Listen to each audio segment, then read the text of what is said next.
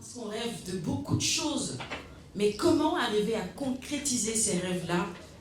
On a besoin justement de ces personnes, de ces bonnes fées, de ces généreux donateurs pour mettre la main sur le cœur et dans les poches aussi, bien sûr. C'était il y a 11 ans, et ça me semble un siècle. Avec le professeur Desloges, j'ai une photo, on regarde un terrain vague, et après on visite l'hôpital, et je vois une jeune fille qui a été opérée la première fois à Dakar par le professeur Dreyfus, Awa. Et maintenant, guérie, elle étudie à Nantes et elle continue ses études de biologie. Donc c'est vraiment un conte de fées. L'idée, c'est un rêve de construire un centre de chirurgie cardiopédiatrique entre les CHU FAM, la chaîne de l'espoir et la Fondation Cuomo. Il fallait assembler, décider, structurer. À la fin, ces rêves, petit à petit, il est devenu réalité. Je remercie encore cet acteur de l'ombre. Gilles Dreyfus, il a acté dans l'ombre.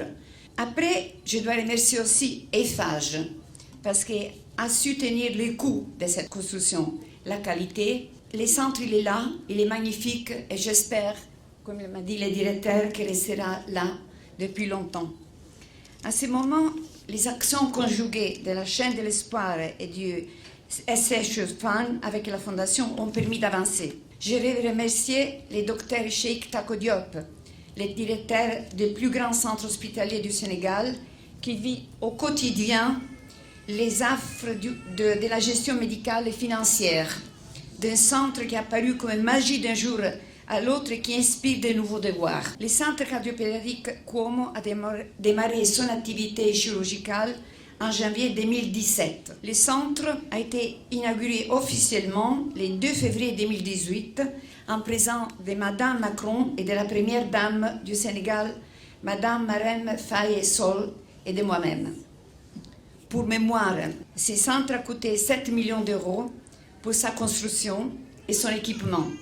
Et plus encore si l'on tient compte de l'accompagnement budgétaire pendant 5 ans partagé par la chaîne de l'espoir et la Fondation Cuomo. C'est un effort énorme, il faut le reconnaître, mais il est à la hauteur des enjeux. Créer un centre de référence pour l'Afrique de l'Ouest, un hub pour opérer les malades de la sous-région qui ne peuvent être opérés chez eux, former les médecins des pays voisins.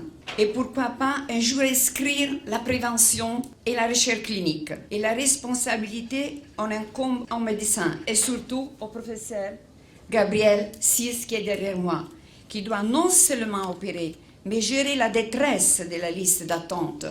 J'ai cru comprendre qu'il y a presque 400 enfants qui sont en liste d'attente.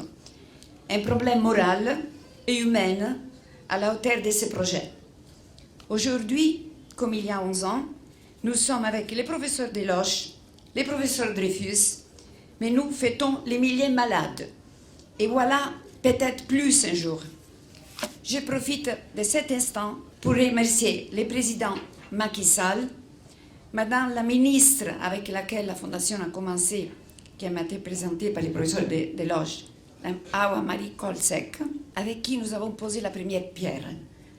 Monsieur le ministre Abdoul Diouf Sarr, qui a accompagné les projets depuis le début, et maintenant Madame la ministre Marie Ngom Ndiaye, qui a pour mission de faire que les centres Cuomo puissent non seulement vivre, mais qu'ils puissent croître et qu'ils soient un fleuron de la médecine sénégalaise.